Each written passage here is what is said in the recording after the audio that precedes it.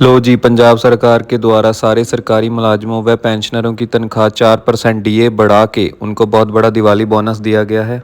इस वीडियो में आपको पता चलेगा कि आपकी 4% डीए से सैलरी बढ़ने से नवंबर की सैलरी आपको कितनी मिलेगी, आपको कितने भत्ते मिलेंगे, कौन कौन से अलाउंसेस मिलेंगे, कितना आपकी एनपीएस डिडक्शन होगी।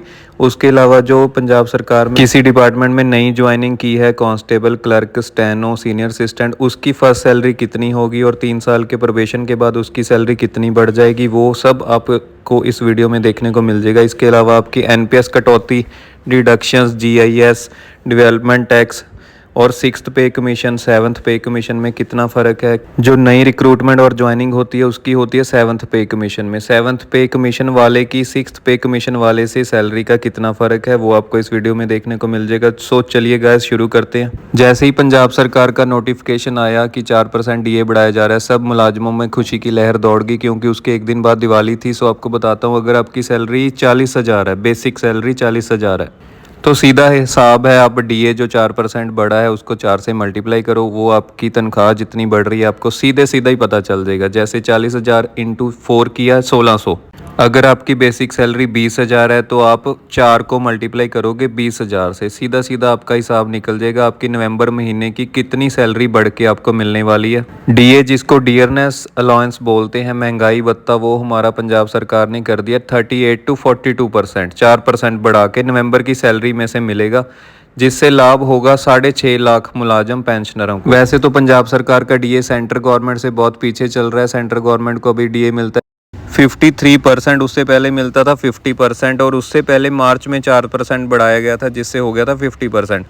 और हमारा जो डीए है पंजाब गवर्नमेंट को, वो पिछले साल दिवाली पे 34% से 38% किया गया था और अभी 4% बढ़ा के 42% किया गया है। वैसे तो सेंट्रल गवर्नमेंट की ओर से सेंट्रल गवर्नमेंट के मुलाजमों को साल में 2 बार डीए बढ़ा के दिया जाता है, और पंजाब गवर्नमेंट की तरफ से सिर्फ साल में एक ही बार डीए बढ़ा के दिवाली के मौके पे बढ़ा के सैलरी दी जाती है। मान लीजिए आपकी बेसिक सैलरी है 40,000, जिसका 42% किया तो आपका निकल आया महंगाई भत्ता, और फिर 16% आपको मिलता है हाउस रेंट, मकान किराया भत्ता, वो 16% आप देख रहे हो 6400 निकल आया। उसके अलावा आपको मिलता है मोबाइल अलाउंस, मोबाइल भत्ता 500 रुपये, मेडिकल अलाउंस, चिकित्सा भत्ता 1000 रुपये, कन्वेंस अलाउंस 800 रुपये, परिवहन भत्ता, ट्रैवल अलाउंस होता है जो 800 रुपये। बेसिक सैलरी 40,000 का 42% हो गया महंगाई भत्ता, बेसिक सैलरी का 16% हो गया मकान किराया भत्ता, फिर ऊपर से आपके 3 अलाउंसेस हो गए। ये सब जोड़ के आपकी बन गई ग्रॉस सैलरी 65,500 रुपये, जिसमें से पंजाब सरकार के द्वारा 4% जो बढ़ाया गया है वो ऊपर आपको दिखा रहा हूँ, 4% करके 1600 रुपये आपकी सैलरी बढ़ी है नवंबर की, जिसमें कि आपका 10% बेसिक और डीए को जोड़ के उसका 10% आपका कटता है एनपीएस, नेशनल पेंशन सिस्टम, जो कटता है 2004 से बाद भर्ती होने वालों का। उससे पहले आपको पेंशन मिलती थी, जीपीएफ कटता था। उम्मीद करता हूँ इतना तक आप समझ गए कि बेसिक, डीए, अलाउंसेस और एनपीएस क्या होता है और कितनी कितनी कटौती होती है। उसके बाद आपको नेक्स्ट टॉपिक फिर बताता हूँ डिडक्शंस का। आपकी ग्रॉस सैलरी में से 10% एनपीएस ऑटोमेटिकली डिडक्ट हो जाता है, और आपकी बेसिक और डीए का 14% सरकार इसमें ऐड करती है। आपके एनपीएस खाते में ऑटोमेटिकली 10% आपका और 14% सरकार इसमें ऐड करती है। ऊपर आप देख रहे हो टोटल कंट्रीब्यूशन, ये होगी 10% मेरी कंट्रीब्यूशन और 14% जो सरकार ने डाला। टोटल करके मेरे जो एनपीएस खाते हैं उसमें 13,632 रुपये चले गए, जिस पे आपको 9.45% करके रिटर्न भी मिलती है। एनपीएस में बेसिकली 3 कंपनियां इन्वेस्ट करती हैं, SBI pension, UTI retirement, LIC pension. इनका शेयर होता है 33 और 34%। ये एक महीने की तनख्वाह राशि की बात हो रही है। जैसे एक महीने में मेरा शेयर हुआ 13,632, उसको किया 9.45%, रिटर्न मुझे मिली 1,288 रुपये पर मंथ एक महीने की। अब तक की मेरी पूरी कटौती जो कंट्रीब्यूशन गई है वो 12 लाख के तकरीबन गई है, जिस पे मुझे रिटर्न मिली है 6 लाख के करीब। टोटल मेरी 18 लाख रुपए एनपीएस खाते में जुड़ चुकी है। ये आप मेरे एनपीएस खाते की स्टेटमेंट देख रहे हो। आई होप आपको अच्छी तरह से समझ आ गया होगा। उसके बाद हम बात करते हैं कटौतियों की, डिडक्शंस की। सरकारी मुलाजम की एक महीने की तनख्वाह में से पंजाब सरकार काटती है 200 रुपये डेवलपमेंट टैक्स, जो पंजाब सरकार द्वारा कलेक्ट करके 72 करोड़ साल का बनता है, जो लगाया जाता है पंजाब स्टेट की भलाई के कार्यों में।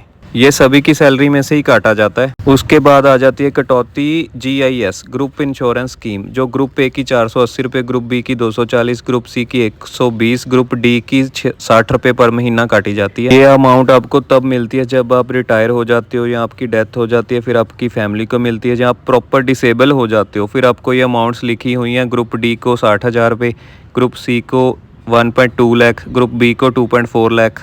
बेसिकली ये एक इंश्योरेंस स्कीम है जो पैसा आपको रिटायरमेंट पे मिलता है। पर महीना इतने रुपए कटवाते हो, रिटायरमेंट पे आपको मिल जाता है। अभी आपको बताता हूँ 4% DA बढ़ने से नेट प्रॉफिट आपको कितना हुआ है। आपकी ग्रॉस सैलरी ऊपर देख रहे हो, उसमें से 10% आपने NPS कटवा दिया, फिर डेवलपमेंट टैक्स 200 रुपये कट गए, GIS 120 रुपये कट गए, नेट सैलरी आपकी निकल आई। ये निकली है 42% DA लगा के। पहले आपको मिलती थी अक्टूबर में 38% DA लगा के 58,060 रुपये, अभी नवंबर में मिलेगी 59,500 रुपये। सो इन हैंड आपकी सैलरी बढ़ी 1440 रुपये। नेट सैलरी जो बढ़ी है आपकी पर मंथ नवंबर से।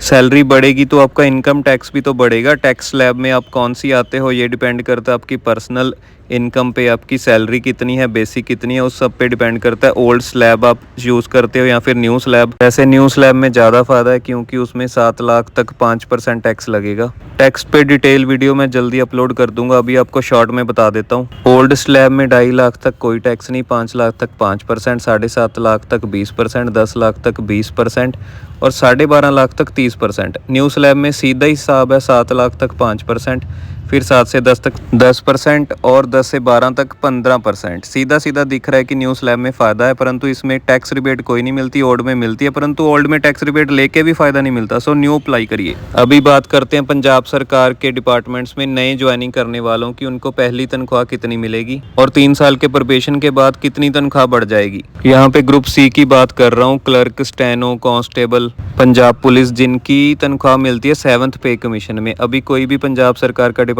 नया ज्वाइन करता है तो उसको सैलरी मिलती है 7th पे कमीशन के हिसाब से, जिसमें बेसिक मिलती है 19,900 रुपये, जिसमें से थोड़ी सी कटौती करके आपको 18,000 के तकरीबन 3 साल तक सैलरी मिलेगी पर मंथ। 3 साल का प्रोबेशन जब आपका ख़त्म होगा फिर आपको मिलेंगे allowances, DA, HRA, medical, mobile. यहाँ पे मैंने कंपेयर किया है एक मुलाजम जो 6th पे कमीशन में सैलरी ले रहा है और एक मुलाजम जो 7th पे कमीशन में सैलरी ले रहा है। साफ साफ दिख रहा है कि 6th पे कमीशन वाला 7th पे कमीशन वाले से कितनी ज़्यादा सैलरी ले रहा है। 6th पे कमीशन वाले की बेसिक ही 30,500 है और 7th वाले की 19,900। इससे पहले था 5th पे कमीशन जिसमें बेसिक मिलती थी 10,300, फिर 6th पे कमीशन लगाया, 2.25 के फैक्टर से मल्टीप्लाई करके सैलरीज बढ़ाई गई, जिससे बेसिक सैलरी होगी 30,500। प्रोबेशन पीरियड जो 3 साल का होता है उसके दौरान मिलने लगी 30,500 और जो 7th पे कमीशन में अभी नए एम्प्लॉयज़ आते हैं उनको मिलती है 19,900। 3 साल के प्रोबेशन के बाद DA, HRA, मेडिकल, मोबाइल सब जोड़ के आप देख रहे हो जो ग्रॉस सैलरी बनती है 50,490 और 7th वाले की बनती है 33,742। सीधा सीधा डिफरेंस है 15,243 रुपये। ये तो सिर्फ एक महीने की तनख्वाह का फ़र्क है। साल का आप सोच सकते हो कि 15,000 इंटू 12 करोगे तो साल में कितनी अमाउंट का फ़र्क पड़ जाएगा।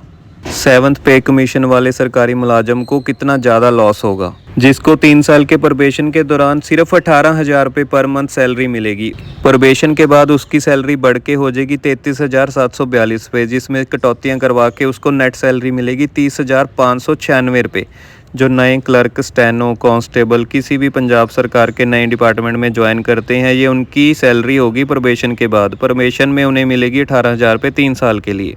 सो आप सीधा सीधा लॉस देख सकते हो कि आजकल सरकारी नौकरी के लिए कितना ज़्यादा कंपटीशन है और उसके बाद भी आपको पर मंथ सैलरी मिलेगी 18,000 रुपये 3 साल का प्रोबेशन पूरा करने के बाद। उसके बाद कांस्टेबल, स्टेनो या कोई और पोस्ट है, पोस्ट मास्टर है, उसको सैलरी मिलेगी 30,596 रुपये। प्राइवेट नौकरी से फिर भी बेटर है, परंतु इतनी स्ट्रगल, इतनी मेहनत, रात भर पढ़ाई करने के बाद सरकारी नौकरी मिलती है तो एटलीस्ट सैलरी तो 25-30 हज़ार पर महीना होनी चाहिए। प्रोबेशन में तो सिर्फ 18,000। 6th पे कमीशन वाला 50,000, 7th वाला 33,000, फ़र्क हो गया 16,000, टोटल फ़र्क हो गया 2 लाख रुपए का। सो इस तरह आप देख रहे हो जो नया मुलाजम 7th पे कमीशन में ज्वाइनिंग कर रहा है पंजाब सरकार का डिपार्टमेंट, उसको सीधे सीधे साल का 2 लाख रुपये लॉस हो रहा है। यही सैलरी आपको SSSB बोर्ड, मोहाली, SSC सबकी यही सैलरी मिलेगी 7th पे कमीशन के अकॉर्डिंग। अब आप भी सोचोगे कि 18,000 तनख्वाह पर महीना लेने के लिए आप 18 घंटे दिन रात पढ़ाई करोगे, क्या वो जायज़ है, परंतु 3 साल प्रोबेशन के बाद तो 30,000 हो जाएगा यार। 3% आपको सालाना इंक्रीमेंट मिलेगा।